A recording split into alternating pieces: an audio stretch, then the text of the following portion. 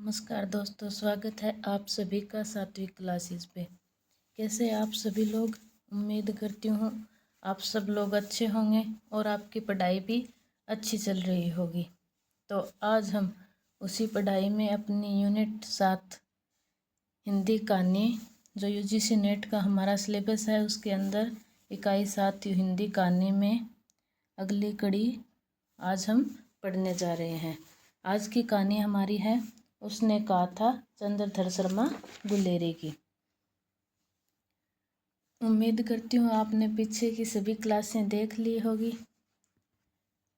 तो आज की क्लास हम शुरू करते हैं। वीडियो को पूरी देखना है। ये एक बहुत ही अच्छी प्रेम का बहुत ही एक आदर्श रूप प्रस्तुत करती है। इसके हम जो यूजीसी नेट ने अपना पैटर्न चेंज किया उसी के हिसाब से हम पॉइंट बाय हर एक पॉइंट को देखते हुए अपनी क्लास को देखेंगे। इतना चेंज हो गया है अब यूजीसी नेट के पूछने का तरीका कि कहीं से कोई भी एक पंक्ति उठाकर पूछ लेते हैं, कभी कहीं से कुछ पूछ लेते हैं। तो उसी के हिसाब से हम आज की क्लास पढ़ेंगे। हमने वैसे भी आपको सारे नोट्स दिखाए अपने कैसे बनाए हैं, तो आपको कॉपी पेन लेकर बैठना है और अपने नोट्स खुद तैयार करने हैं। तो आज की क्लास हम एक अच्छी लाइन के साथ शुरू करते हैं। मेहनत से एक दिन शोर होगा और याद रखना अपना भी एक दौर होगा।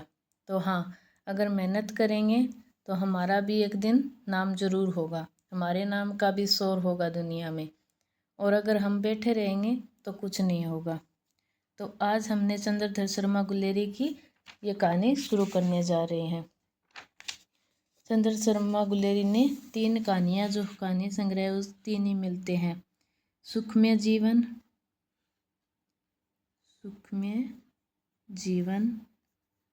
जो 1911 में चंद्रधर शर्मा गुलेरी जी की है।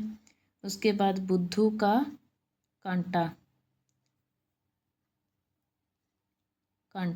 1914 में, और एक कहानी इनकी उसने कहा था जो 1915 में सरस्वती पत्रिका में छपी थी। 1915 में सरस्वती पत्रिका में छपी थी और ये है डायरी शैली में लिखी गई है। तो आगे आगे हम इसके बारे में कौन कौन से विद्वान ने क्या कहा है सब कुछ पढ़ेंगे। तो अभी हम थोड़ा सा सामान्य इसके बारे में जान लेते हैं कि उसने कहा था कहानी में क्या क्या है। उसने कहा था कहानी इस काल की उपलब्धि है जिसमें केंद्रीय चरित्र लहना सिंह है। तो केंद्र में कौन है इसके? लहना सिंह के माध्यम से प्रेम, कर्तव्य तथा आत्म बलिदान के पारस्परिक संघर्ष का मर्मस्पर्शी चित्रण किया गया है।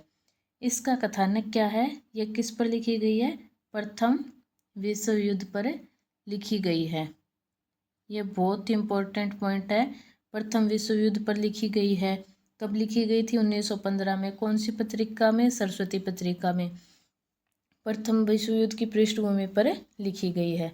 हिंदी की पहली ऐसी कहानी है, ये पहली ऐसी कहानी है जिसमें फ्लैशबैक शैली यानी जो पूर्वदीप्ति शैली, फ्लैशबैक शैली का प्रयोग हुआ। यानी पीछे का, यानी आज हम वर्तमान में और अपने पीछे का सोचना, फ्लैशबैक में जाना, उस तकनीक का सबसे पहले इसमें प्रयोग किया गया था। इस कहानी पर 1960 ईस्वी में उसने कहा था फिल्म भी बन चुकी है। ये भी पूछा जा सकता है उसने कहा था फिल्म कब बनी थी? तो 1960 में। उसने कहा था कहानी की प्रशंसा में आचार्य रामचंद्र शुक्ल लिखते हैं, घटना इसकी ऐसी है जैसे बराबर हुआ करती है, पर उसमें से भीतर से प्रेम का स्वर्गीय स्वरूप झांक रहा है। मैंने आपको शुरू में बता दिया है कि लहना सिंह के माध्यम से एक बहुत ही आदर्श प्रेम का चित्रण किया गया है। इसी तरह आचार्य रामचंद्र शुक्ल ने भी कहा है कि इसके अंदर प्रेम का एक स्वर्गीय स्वरूप झांक रहा है।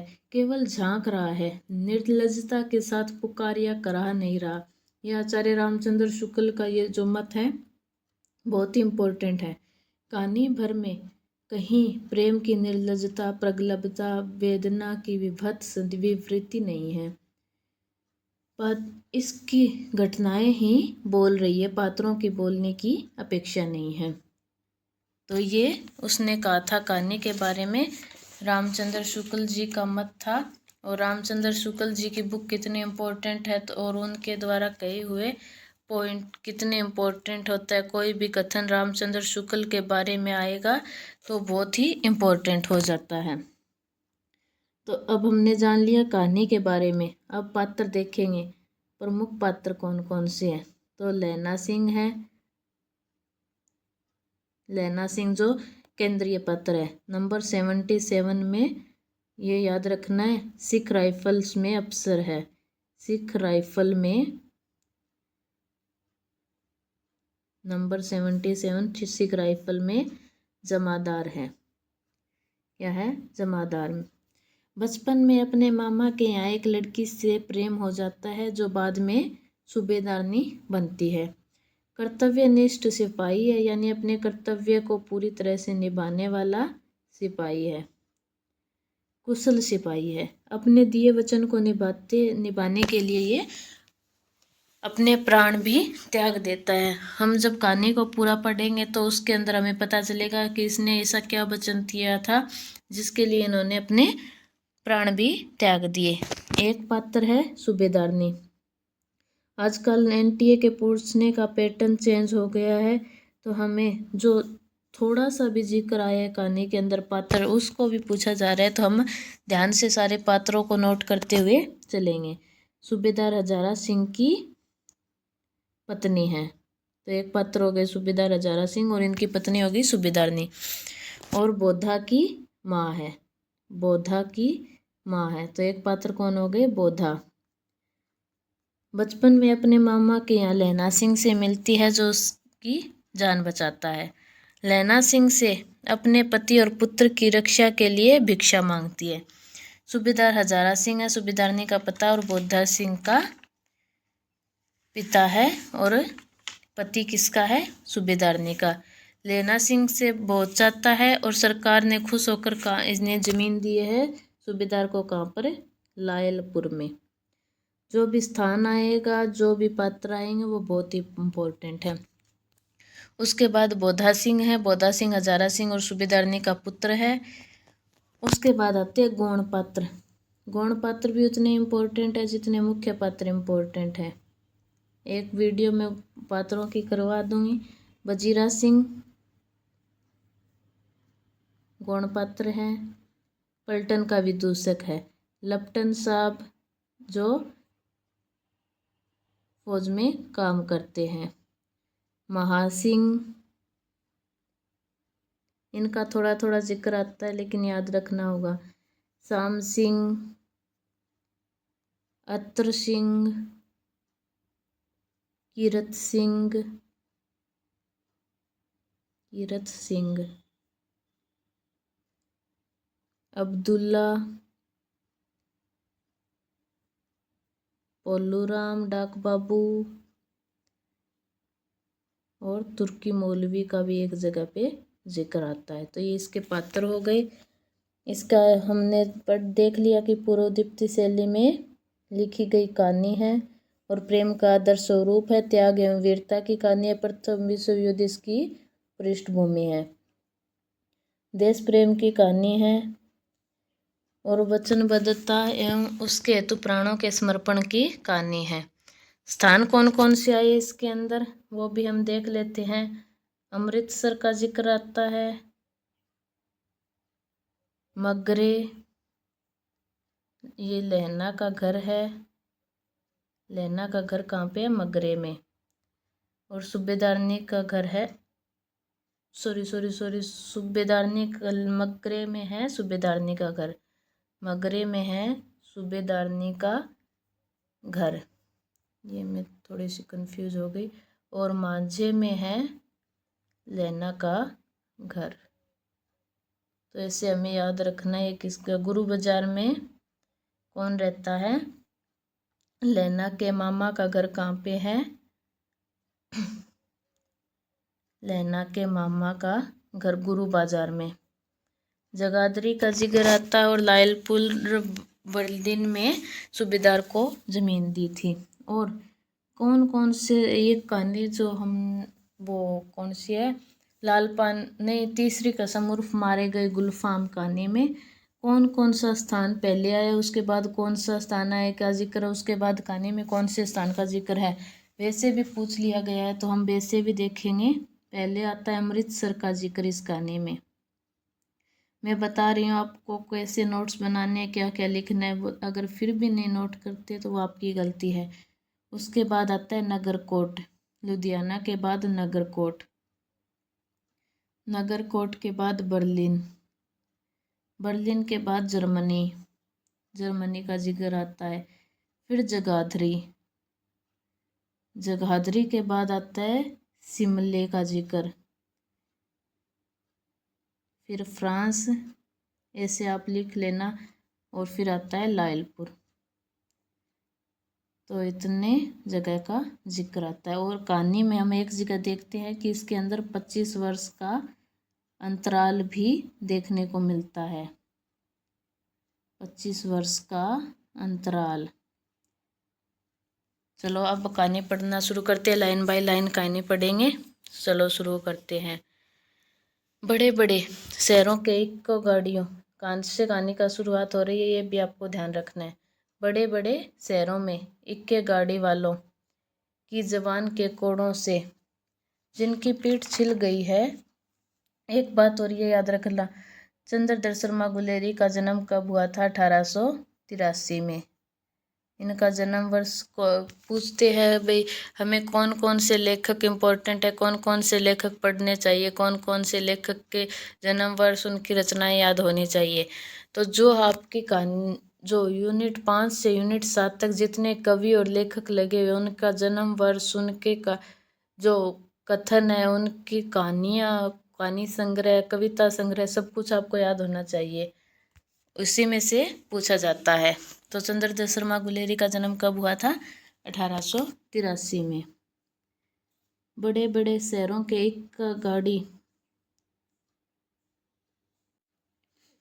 बड़े बड़े शहरों के इक्के गाड़ी वालों की जबान के कोड़ों से जिनकी पीठ छिल गई है और कान पक गए हैं, उनसे हमारी प्रार्थना है कि अमृतसर के बम्बू कार्ट वालों की बोली का मरहम लगाएं। जब बड़े बड़े शहरों की चौड़ी सड़कों पर घोड़े की पीठ चाबुक से धुनते हुए इक्के वाले कभी घोड़े की नानी से अपना निकट संबंध स्थिर करते हैं, कभी राह चलते पैदलों की आँखों के न होने पर तरस खाते हैं, कभी उनके पैरों की उंगलियों के पोरे को चींग कर अपने ही कोसताया हुआ बताते हैं और संसार भर की ग्लानि, निराशा और क्षोभ के अवतार बने नाक की सीध चले जाते हैं। तब अमृतसर में उनकी बिरादरी वाले तंग चक्करदार गलियों में हर एक लड्ढी बाले के लिए ठहर कर सब्र का समुद्र उमड़ा कर बच्चों खालसा जी, हटो भाई जी, ये इम्पोर्टेंट है, ठहरना भाई जी, क्या क्या कहते हैं, आने दो लाला जी, हटो बाझा, कहते हुए सफ़ेद फेटों, खचरों और बत्तकों, गन्ने और खोमचे और भारे वालों के जंगल में से राह खेते हैं। क्या मजाल है कि जी और साहब बिना सुने किसी को हटना पड़े। यह बात नहीं कि उनकी जीभ चलती नहीं, पर मीठी छुरी की तरह महीन मार करती हुई।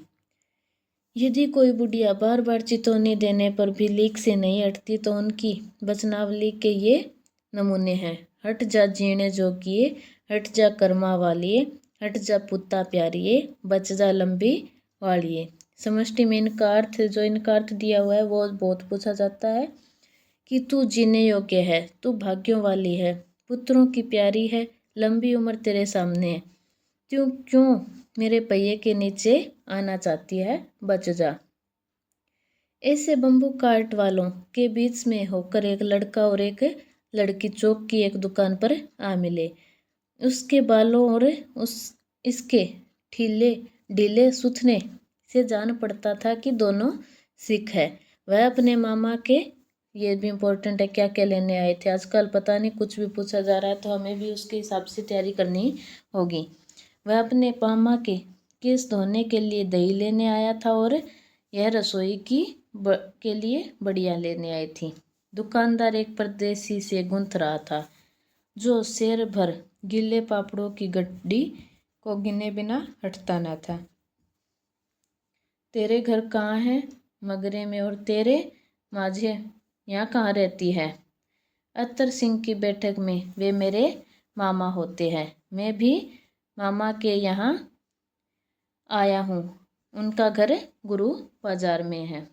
अत्तर सिंह और जो लैना सिंह है उनके मामा का घर कहाँ पे है? गुरु बाजार में। मैंने पहले बता दिया है तो आप यहाँ पे अब ध्यान रखना कहाँ कहाँ पे कौन कौन सा पॉइंट आपको नोट करना है, तो ये आपको ध्यान रखना है। इतने में दुकानदार निपटा और उनका सौदा देने लगा। सौदा लेकर दोनों साथ साथ चले। कुछ दूर जाकर लड़के ने मुस्कुराकर पूछा, तेरी कुड़माई हो गई? इस पर लड़की कुछ आंखें चढ़ाकर धत कहकर दौड़ गई और लड़का मुंह देखता रह गया। दूसरे तीसरे दिन सब्जी वाले के यहाँ दूध वाले के यहाँ अकस्मात दोनों मिल जाते। महीना भर यही हाल रहा। 2-3 बार लड़के ने फिर पूछा, तेरी कुड़माई हो गई? और उत्तर में वही धत मिला। एक दिन जब फिर लड़के ने वैसे ही हंसी में चिढ़ाने के लिए पूछा तो लड़की लड़के की संभावना के विरुद्ध बोली, हाँ हो गई। यानी वो तो उनसे चिढ़ाने के लिए पूछ रहा था, लेकिन लड़की ने सच में कह दिया कि हो गई है। कब? कल देखते नहीं? यह रेशम से कड़ा हुआ सालू। लड़की भाग गई। लड़के ने घर की राह ली। रास्ते में एक लड़के को मोरी में ढकेल दिया। एक छाबड़ी वाले की दिन भर की कमाई खोई। एक कुत्ते को पत्थर मारा और एक गोभी वाले के ठेले में दूध उड़ेल दिया। सामने नहाकर आती हुई किसी वैष्णवी से टकराकर अंधे की उपाधि पाई। तब कहीं घर पहुंचा। यानी जो उसकी कुड़माई हो गई थी। कुड़माई का क्या अर्थ होता है ये भी पूछा गया आपके पेपर में। कुड़माई का क्या अर्थ होता है? कुड़माई का अर्थ होता है सगाई या मंगनी। सगाई या मंगनी। तो उस लड़की की सगाई हो गई है जिससे ये लैना सिंह मिल रहा था। अभी तक इनके नाम का कहीं पर जिक्र नहीं आया, आगे आएगा। तो जो लैना सिंह है उसका दिल टूट गया ये सुनकर भी इसकी सगाई हो गई। तो अब हमारा दूसरा भाग शुरू होता है। राम राम, यह भी कोई लड़ाई है? दिन रात खंदकों में बैठे हड्डियां अकड़ गई। लुधियाना से 10 गुना जाड़ा और मैं और बर्फ ऊपर से पिंडलियों तक कीचड़ में धंसे हुए है। जमीन कहीं दिखती नहीं। घंटे 2 घंटे में कान के पर्दे फाड़ने वाले धमाके के साथ सारी खंदक हिल जाती है और 100 गज धरती उछल पड़ती है। इस गेबी कोले से बचे तो कोई लड़े। नगरकोट का जलजला सुना था। कहाँ का जलजला? नगरकोट का। यहाँ दिन में 25 जलजले होते हैं। जो कहीं खंदक के बाहर साफा या कूनी निकल गई तो चटाक से गोली लगती है। न मालूम बेईमान मिट्टी में लेटे हुए है या घास की पत्तियों में छिपे है।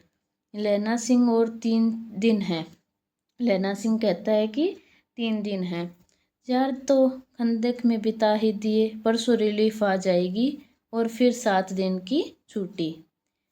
अपने हाथों झटका करेंगे और पेट भर खाकर सो रहेंगे। उसी फिरंगी मेम के बाग में मखमल का सा हरा घास है। फल और दूध की वर्षा कर देती है। लाख कहते हैं दाम नहीं लेती। कहती है तुम राजा हो, मेरे मुल्क को बचाने आए हो। 4 दिन तक पलक नहीं झपी। बिना फेरे घोड़ा बिगड़ता और बिना लड़े सिपाही। मुझे तो संगीन चढ़ाकर मार्च का हुक्म मिल जाए, फिर 7 जर्मनों को अकेला मारकर न लौटूं तो मुझे दरबार साहब की देहली पर मत्था टेकना नसीब न हो। पाजी कहीं के कलों के घोड़े संगीन देखते ही मुंह फाड़ देते हैं और पैर पटकने लगते हैं। यूं अंधेरे में 30-30 मन का गोला फेंकते हैं। उस दिन धावा किया था। 4 मील तक एक जर्मन नहीं छोड़ा था। पीछे जनरल ने हट जाने का कमान दिया, नहीं तो सीधे जर्मन बर्लिन पहुंच जाते। क्यों? सूबेदार हजारा सिंह ने मुस्कुराकर कहा, लड़ाई के मामले जमादार या नायक के चलाए नहीं चलते। बड़े अफसर दूर की सोचते हैं। 300 मील का सामना है। एक तरफ बढ़ गए तो क्या होगा? सूबेदार जी सच है, लैना सिंह बोला, पर करे क्या, हड्डियों हड्डियों तक तो जाड़ा धंस गया है। सूर्य निकलता नहीं और खाई के दोनों तरफ से चंबे की बाउलियों के शेष होते झर रही है। एक धावा हो जाए तो गर्मी आ जाए। उद्यमी उठ, सिगड़ी में कोले डाल। बजीरा, तुम 4 जने बाल्टियां लेकर खाई का पानी बाहर फेंको। महासिंह, शाम हो गई है, खाई के दरवाजे का पहरा बदल ले। यह कहते ही सूबेदार सारी खंदक में चक्कर लगाने लगे। वजीरा सिंह पलटन का विदूषक था। बाल्टी में गंदला पानी भर के खाई के बाहर फेंकता हुआ बोला, मैं पादा बन गया हूँ, करो जर्मनी के बादशाह का तर्पण।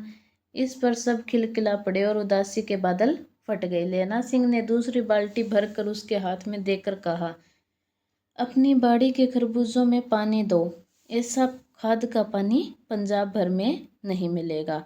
हाँ, देश क्या है, स्वर्ग है। मैं तो लड़ाई के बाद सरकार से 10 धुमा जमीन यहाँ मांग लूँगा और फूलों के बूंटे लगाऊंगा। लाड़ी होरा को भी यहाँ बुला लोगे या वही दूध पिलाने वाली फिरंगी में? चुप कर, यहाँ वालों को शर्म नहीं। देश देश की चाल है। आज तक मैं उसे समझा नहीं सका कि सिख तंबाकू नहीं पीते।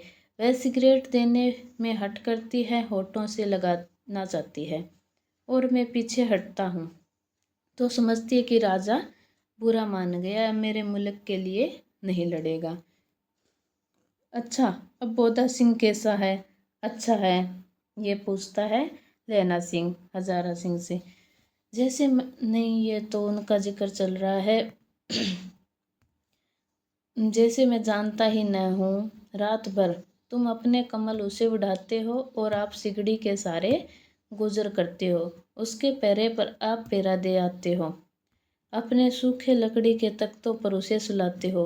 आप कीचड़ में पड़े रहते हो, कहीं तुम न मांदे पड़ जाना। झाड़ा क्या है, मौत है, और निमोनिया से मरने वालों को मुरब्बे नहीं मिला करते, यानी जो शहीद होता है उनको मिलता है। निमोनिया से बीमार पड़कर नहीं मरोगे तो कुछ नहीं मिलेगा। मेरा डर मत करो, मैं तो बुलेल के खड्ड में के किनारे मरूंगा। भाई कीरत सिंह की गोदी पर मेरा सिर होगा और मेरे हाथ के लगाए हुए आंगन के आम की पेड़ की छाया होगी। वजीरा सिंह ने त्योरी चढ़ाकर कहा, क्या मरने मारने की बात लगाई है? मरे जर्मनी और तुर्क। हाँ भाइयों, कैसे? तो ये गाना, यहाँ पे गाना या फिर कोई भी दोहा वगैरह आता है, कहानी नाटक जो भी पढ़ो उसके अंदर ये इम्पोर्टेंट हो जाता है, पूछ लिया जाता है यूजीसी नेट में। दिल्ली शहर ते पिसोर नू जान दिए, कर लेना लोंगा दा व्यापार मड़िए, कर लेना नादेड़ा सौदा अड़िए। लाना चटाका कदुए नू, कै बनाया वे मजेदार गोरिए। हुण लाना चटाका कदुए नू। कौन जानता था कि दाढ़ी वाले घरबारी सिख ऐसा लुच्चों का गीत गाएंगे। पर सारी खंदक इस गीत से गूंज उठी और सिपाही फिर ताजे हो गए, मानो 4 दिन में से सोते और मौज ही करते रहे हों। अब तीसरा भाग शुरू हो जाता है। दोपहर रात गई है, अंधेरा है, सन्नाटा छाया हुआ है। बोधा सिंह खाली बिस्कुटों के 3 टिनों पर अपने दोनों कम्बल बिछाकर और लैना सिंह के 2 कम्बल और एक बरान कोट ओढ़कर सो रहा है। लैना सिंह पैरे पर खड़ा हुआ है, एक आंख खाई के मुंह पर और एक बोधा सिंह के दुबले शरीर पर। बोधा सिंह कर रहा, क्यों बोधा सिंह भाई, क्या हुआ है? पानी पिला दो। लैना सिंह ने कटोरा उसके मुंह से लगाकर कहा। कहो कैसे हो? पानी पीकर बोधा बोला, कंपनी छूट रही है, रोम रोम में तार दौड़ रहे हैं, दांत बज रहे हैं। अच्छा, मेरी जर्सी पहन लो। और तुम? मेरे पास सिगड़ी है और मुझे गर्मी लगती है, पसीना आ रहा है। ना, मैं नहीं पहनता, 4 दिन से तुम मेरे लिए। हाँ, याद आई, मेरे पास दूसरी गर्म जर्सी है, आज सवेरे ही आई है, विलायत से बुन बुन कर भेज रही है मैं, गुरु उनका भला करे। यूँ कहकर लैना अपना कोट उतारकर जर्सी उतारने लगा। सच कहते हो? और नहीं झूठ? यूँ कहकर नहीं करते बोधा को उसने जबरदस्ती जर्सी पहना दी और आप खाकी कोट और जीन का कुर्ता भर पहनकर पैरे पर आ खड़ा हुआ। मैम की जर्सी की कथा केवल कथा थी, यानी वो झूठ बोला था। आधा घंटा बीता, इसके इतने में खाई के मुंह से आवाज आई, सूबेदार हजारा सिंह। कौन? लप्टन साहब, हुकुम हुजूर।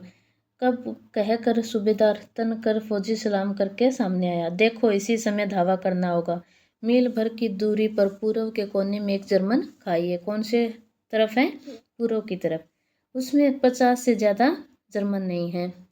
इन पेड़ों के नीचे नीचे 2 खेत काट कर रास्ता है, 3-4 घुमाव है, जहाँ मोड़ है, वहाँ 15 जवान खड़े कराए हूँ। तुम यहाँ 10 आदमी छोड़कर सबको साथ ले उनसे जा मिलो। खंदक छीन कर वहीं, जब तक दूसरा हुक्म न मिले डटे रहो। हम यहाँ रहेगा, जो हुक्म। चुपचाप सब तैयार हो गए। बोधा भी कम्बल उतार कर चलने लगा। तब लैना सिंह ने उसे रोका। लैना सिंह आगे बढ़ा। आगे हुआ तो बोधा के बाप सूबेदार ने उंगली से बोधा की ओर इशारा किया। लैना सिंह समझकर चुप हो गया। पीछे 10 आदमी कौन रहे, इस पर बड़ी हुज्जत हुई। कोई रहना न चाहता था। समझा बुझाकर सूबेदार ने मार्च किया। लप्टन साहब लैना की सिगड़ी के पास मुंह फेर कर खड़े हो गए और जेब से सिगरेट निकालकर सुलगाने लगे। 10 मिनट बाद उन्होंने लैना की ओर हाथ बढ़ाकर कहा, लो तुम भी पियो। आंख मारते मारते लैना सब समझ गया। मुंह का भाव छिपाकर वह बोला, लाओ साहब। हाथ आगे करते हुए उसने सिगड़ी के उजाले में साहब का मुंह देखा, यानी उसने पहचान लिया था कि ये लप्टन साहब नहीं है, कोई जर्मन आया है। बाल देखे तब उसका माथा ठनका। लप्टन साहब के पट्टियों वाले बाल एक दिन में ही कहाँ उड़ गए और उनकी जगह कैदियों के कटे बाल कहाँ से आ गए। शायद साहब शराब पिए हुए हैं और उन्हें बाल कटवाने का मौका मिल गया है। लैना सिंह ने जांचना चाहा। लप्टन साहब 5 वर्ष से उसकी रेजिमेंट में थे। कब से? 5 वर्ष से थे। क्यों साहब? हम लोग हिंदुस्तान कब जाएंगे? लड़ाई खत्म होने पर। क्यों? क्या यह देश पसंद नहीं? नहीं साहब, शिकार के वे मज़े यहाँ कहाँ। यानी अब वो सच्चाई पता लगाने के लिए उसकी परीक्षा ले रहा था। याद है पारसाल नकली लड़ाई के पीछे आप जगाधरी जिले में शिकार करने गए थे। कहाँ पे? जगाधरी में। हाँ हाँ, वहीं। जब आप खोते पर सवार थे और आपका खानसामा अब्दुल्ला रास्ते के एक मंदिर में जल चढ़ाने को रह गया था। बेशक पाजी कहाँ का। सामने से वह नीलगाय निकली कि ऐसी बड़ी मैंने कभी न देखी थी, और आपकी एक गोली कंधे में लगी और पुट्ठे में निकली। ऐसे अफसर के साथ शिकार खेलने में मजा है। क्यों साहब? शिमले से तैयार होकर उस नीलगाय का सिर आ गया था न? आपने कहा था कि रेजिमेंट की मेस में लगाएंगे। हाँ, पर मैंने वह विलायत भेज दिया। यानी वो जो आया था लप्टन साहब की वर्दी पहनकर, वो कह रहा था कि हाँ मैंने विलायत भेज दिया। ऐसे बड़े बड़े सिंह 2-2 फुट के तो होंगे ही, लैना सिंह पूछता है। हाँ, लैना सिंह 2 फुट 4 इंच के थे। तुमने सिगरेट नहीं पिया? पीता हूँ साहब, दिया सिलाए ही ले आता हूँ, कहकर लैना सिंह खंदक में घुसा। अब उसे संदेह नहीं रहा। उसने झटपट निश्चय कर लिया कि अब क्या करना है। अंधेरे में किसी सोने वाले से वह टकराया। कौन? वजीरा सिंह। हाँ, क्यों लेना? क्या क़यामत आई है? जरा तो आंख लगने दी होती। तो अब भाग 4 शुरू हो जाता है, 5 भाग है इसके अंदर। होश में आओ, क़यामत आई है और लप्टन साहब की वर्दी पहनकर आई है। क्या? लप्टन साहब या तो मारे गए हैं या कैद हो गए हैं। उनकी वर्दी पहनकर कोई जर्मन आया। सूबेदार ने इसका मुंह नहीं देखा, मैंने देखा है और बातें की हैं। सोरा साफ उर्दू बोलता है, पर किताबी उर्दू, और मुझे पीने को सिगरेट दिया है। तो अब मारे गए धोखा है। सूबेदार हो रहा कीचड़ में चक्कर काटते फिरेंगे और यहाँ खाई पर ढाबा होगा। उठो, एक काम करो, पलटन के पैरों के निशान देखते देखते दौड़ जाओ। अभी बहुत दूर न गए होंगे। सूबेदार ने कहा, कहो एकदम लौट आए। खंदक की बात झूठ है। चले या जाओ, खंदक के पीछे से निकल जाओ, पत्ता तक न खड़के, देर मत करो। हुक्म तो यह है कि यहीं। ऐसी तैसी हुक्म की? ऐसा मेरा हुक्म? जमादार लैना सिंह, जो इस वक्त यहाँ सबसे बड़ा अफसर है, उसका हुक्म है। मैं लप्टन साहब की खबर लेता हूँ। पर यहाँ तो तुम 8 हो। 8 नहीं, 10 लाख, एक एक अकालिया सिख 1.25 लाख के बराबर होता है। चले जाओ। लौटकर खाई के मुहाने पर लैना सिंह दीवार से चिपक गया। उसने देखा कि लेफ्टिनेंट साहब ने जेब से बेल के बराबर 3 गोले निकाले। तीनों को जगह जगह खंदक की दीवारों में घुसेड़ दिया और तीनों में एक तार सा बांध दिया। तार के आगे सूत की एक गुत्थी सी, जिसे सिगड़ी के पास रखा। बाहर की तरफ जाकर एक दिया सिलाई जलाकर गुत्थी पर रखने बिजली की तरह दोनों हाथों से उल्टी बंदूक को उठाकर लैना सिंह ने सांप की कुनी पर तान कर दे मारा। धमाके के साथ सांप के हाथ से दिया सिलाई गिर पड़ी। लैना सिंह ने एक कुंदा सांप की गर्दन पर मारा और सांप आंख मीन गोट कहते हुए चित हो गए। लैना सिंह ने तीनों गोले बीन कर खंदक के बाहर फेंके और सांप को घसीट कर सिगड़ी के पास लेटाया। जेबों की तलाशी ली। 3-4 लिफाफे और एक डायरी निकाल कर उन्हें अपनी जेब के हवाले किया। सांप की मूर्छा हटी। लैना सिंह हंसकर बोला, क्यों लेफ्टिनेंट साहब, मिजाज कैसा है?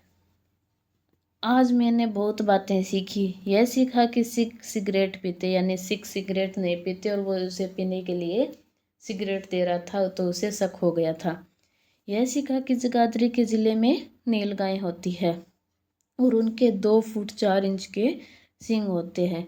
यह सीखा कि मुसलमान खानसामा मूर्तियों पर जल चढ़ाते हैं और लेफ्टिनेंट साहब खोते पर चढ़ते हैं। पर यह तो कहो, ऐसी साफ उर्दू कहाँ से सीखाए? हमारे लेफ्टिनेंट साहब तो बिन डैम के 5 लफ्ज भी नहीं बोला करते। लैना ने पतलून की जेबों की तलाशी नहीं ली थी। साहब ने मानो जाड़े से बचने के लिए दोनों हाथ जेबों में डाले। लैना सिंह कहता गया, चालाक तो बड़े हो, पर मांझे का लेना इतने वर्ष लेफ्टिनेंट साहब के साथ रहा है। कहाँ का है लैना? मांझे का, यहाँ पे आया जिक्र। उसे चकमा देने के लिए 4 आंखें चाहिए। 3 महीने हुए एक तुर्की मौलवी मेरे गांव आया था। औरतों को बच्चे होने के ताबीज़ बांटता था और बच्चों को दवाई देता था। चौधरी के बड़ के नीचे मंजा बिछाकर हुक्का पीता रहता था और कहता था कि जर्मनी वाले बड़े पंडित हैं, वेद पढ़ पढ़ कर उसमें से विमान चलाने की विद्या जान गए हैं। गौ को नहीं मारते, हिंदुस्तान में आ जाएंगे तो गौ हत्या बंद कर देंगे। मंडी के बनियों को बहकाता कि डाक खाने से रुपया निकाल लो, सरकार का राज्य जाने वाला है। डाक बाबू पोलूराम भी डर गया था। क्या नाम है? डाक बाबू पोलूराम। यहाँ पे एक जिक्र आया। मैंने मुल्ला जी की दाढ़ी मूड़ दी थी और गांव से बाहर निकाल कर कहा था कि जो मेरे गांव में अब पैर रखा तो साहब की जेब में से पिस्तौल चला और लैना की जांघ में गोली लगी। इधर लैना की हेनरी मार्टिन के 2 फायरों ने साहब की कपाल क्रिया कर दी। धड़ाका सुनकर सब दौड़ गए आए। बोधा सिंह चिल्लाया, क्या है? लैना सिंह ने उसे यह कहकर सुला दिया कि एक हड़का हुआ कुत्ता आया था, मार दिया और अब औरों के से सब हाल कह दिया। सब बंदूकें लेकर तैयार हो गए। लैना ने साफा फाड़कर घाव के दोनों तरफ पट्टियां कसकर बांधी। घाव मांस में ही था। पट्टियों के कसने पर लहू निकलना बंद हो गया। इतने में 70 जर्मन, कितने थे? 70, ये इम्पोर्टेंट है, चिल्लाकर खाई में घुस पड़े। सिखों की बंदूकों की बाढ़ ने पहले धावे को रोका, दूसरे को रोका, पर यहाँ थे 8। लैना सिंह तक तक कर मार रहा था।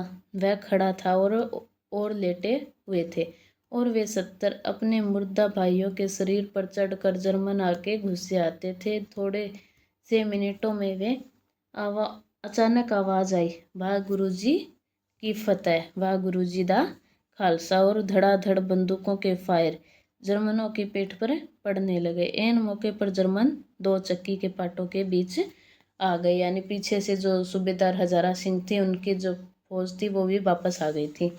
पीछे से सूबेदार हजारा सिंह के जवान आग बरसाते थे और सामने लैना सिंह के साथियों ने के संगीन चल रहे थे। पास आने पर पीछे वालों ने भी संगीन पिरोना शुरू कर दिया।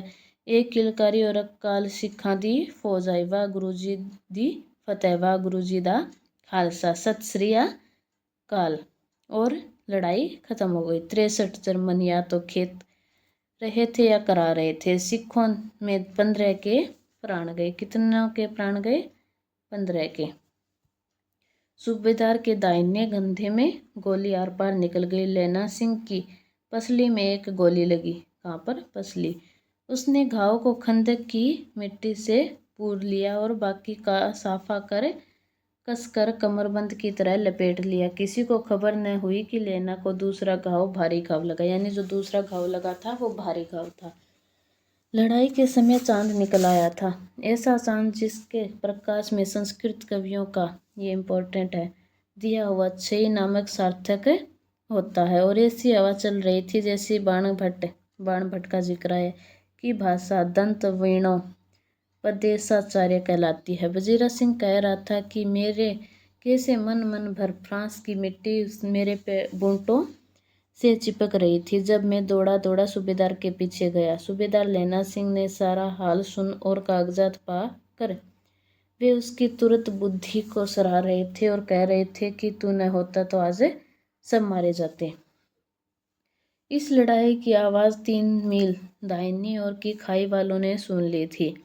उन्होंने पीछे टेलीफोन कर दिया था। वहाँ से झटपट 2 डॉक्टरों और 2 बीमार ढोने की गाड़ियाँ चली जो कोई 1.5 घंटे के अंदर पहुंची। फील्ड अस्पताल नज़दीक था, सुबह होते होते वहाँ पहुंच जाएंगे, इसलिए मामूली पट्टी बांधकर एक गाड़ी में घायल लेटाए गए और दूसरी में लाशें रखी गई।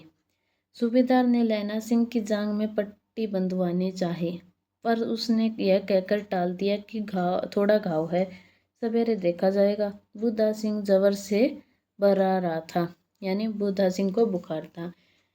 वह गाड़ी में लेटाया गया। लैला को छोड़कर सूबेदार जाते नहीं थे। यह देख लैला ने कहा, तुम्हें बोधा की कसम और सूबेदारनी जी की सौगंध है जो इस गाड़ी में न चले जाओ, और तुम मेरे लिए वहाँ पहुंचकर गाड़ी भेज देना। और जर्मन मुर्दों के लिए भी तो गाड़ियाँ आती होगी। मेरा हाल बुरा नहीं है, देखते नहीं मैं खड़ा हूँ।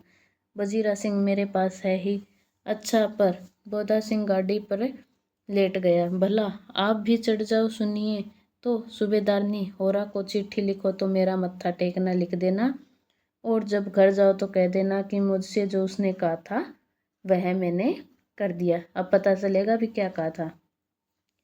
गाड़ियां चल पड़ी। सूबेदार ने चढ़ते चढ़ते लैला का हाथ पकड़कर कहा, तेने मेरे और बोधा के प्राण बचाए। लिखना कैसा, साथ ही घर चलेंगे। अपनी सूबेदारनी को तू ही कह देना उसने क्या कहा था। अब आप गाड़ी पर चढ़ जाओ, मैंने जो कहा वह लिख देना और कह भी देना। गाड़ी के जाते ही लैला लेट गया। वजीरा, पानी पिला दे और मेरा कमरबंद खोल दे, तर हो रहा है। मृत्यु के कुछ समय, ये इम्पोर्टेंट है, ये पूछी भी गई है और समझ में नहीं आता, ये हम जो कानों में कंगना कानी उसके साथ कंफ्यूज हो जाती है। मृत्यु के कुछ समय पहले स्मृति बहुत साफ हो जाती है। ऐसी एक उसके पास भी है, कानों में कंगना कहानी में भी ऐसी एक पंक्ति आती है। जन्म भर की घटनाएं एक एक करके सामने आती है। सारे दृश्य के रंग साफ होते हैं। समय की धुंध बिल्कुल उन पर से हट जाती है। लैला सिंह 12 वर्ष का है। अब जो उनका बचपन है तो 12 वर्ष का और 25 वर्ष का अंतराल आता है। तो अब वर्तमान में लैला सिंह की क्या उम्र है? 37 साल की। यह भी पूछा जा सकता है कि वर्तमान में लैला सिंह की उम्र क्या है। सीधा तो नहीं दिया गया पर इनडायरेक्ट दिया हुआ है। अमृतसर में मामा के यहाँ आया हुआ था, तो जब ये मिले थे तो उस समय लैला सिंह की उम्र क्या थी? 12 वर्ष थी। दही वाले के यहाँ, सब्जी वाले के यहाँ, हर कहीं उसे एक 8 वर्ष की लड़की मिल जाती थी। तो 8 वर्ष की थी सूबेदारनी उस समय और 25 वर्ष अब हो गए। तो अब 33 वर्ष की सूबेदारनी है। वह जब पूछता कि तेरी कुड़माई हो गई, तब धत कहकर वह भाग जाती। एक दिन उसने वैसे ही पूछा तो उसने कहा, हाँ कल हो गई। देखते नहीं ये रेशम के फूलों वाला शालू। सुनते ही लैला सिंह को दुख हुआ, क्रोध हुआ। क्यों हुआ? वजीरा सिंह, पानी पिला दे। 25 वर्ष बीत गए। ये यहाँ पे दिया हुआ है। अंतराल कितने वर्ष का है? 25 वर्ष का। 25 साल पहले की बातें अब याद कर रहा है, तो ये फ्लैशबैक शैली में है। अब लैला सिंह नंबर 77 रेफल्स में जमींदार हो गया है। उस 60 वर्ष की कन्या का ध्यान ही न रहा, न मालूम वह कभी मिली थी या नहीं। 7 दिन की छुट्टी लेकर जमीन के मुकदमे की पैरवी करने वह अपने घर गया। वहाँ रेजिमेंट के अफसर की चिट्ठी मिली कि फौज लाम पर जाती है, फौरन चले आओ। साथ ही सूबेदार हजारा सिंह की चिट्ठी मिली कि मैं और बोधा भी लाम पर जाते हैं, लौटते हुए हमारे घर होते जाना, साथ ही चलेंगे। सूबेदार का गांव रास्ते में पड़ता था और सूबेदार उसे बहुत चाहता था। लैना सिंह सूबेदार के यहाँ पहुंचा। जब चलने लगे तब सूबेदार बेढ़े में से निकल कर आया, बोला, लैना। सूबेदार ने, तुमको जानती है, बुलाती है, जा मिला। लैना सिंह भीतर पहुंचा। सूबेदार ने, मुझे जानती है? कब से? रेजिमेंट के क्वार्टरों में तो कभी सूबेदार के घर के लोग रहे नहीं। दरवाजे पर जाकर मत्था टेकना कहा, असी सुनी। लैना सिंह चुप। मुझे पहचाना नहीं? तेरी कुड़माई हो गई? धत, कल हो गई। देखते नहीं, रेशमी बूंटों वाला सालू। अमृतसर में भावों की टकराहट की मूर्छा खुली, करवट बदली, पसली का घाव बह निकला। वजीरा, पानी पिला दे, उसने कहा था। सोपन चल रहा है, सूबेदार ने कह रही है। मैंने तेरे को आते ही पहचान लिया। एक काम कहती हूँ, मेरे तो भाग फूट गई। सरकार ने बहादुरी का खिताब दिया है। लायलपुर में ज़मीन दी है। कहाँ पर? लायलपुर में।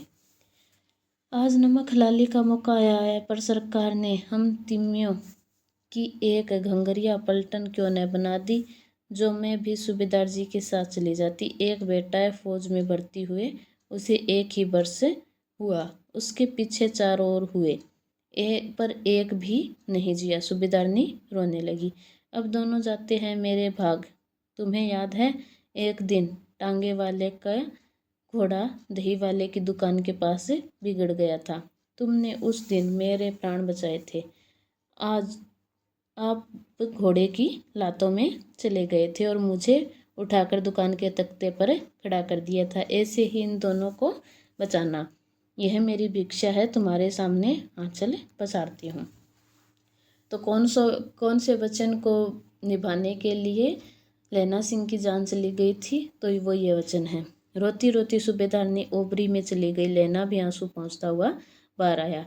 वजीरा सिंह, पानी पिला दे, उसने कहा था। लैना सिंह का सिर अपनी गोदी में रखे वजीरा सिंह बैठा है। जब मांगता है पानी पिला देता है। आध घंटे तक लैना चुप रहा। फिर बोला, कौन? कीरत सिंह? वजीरा ने कुछ समझ कर कहा, हाँ, कीरत सिंह।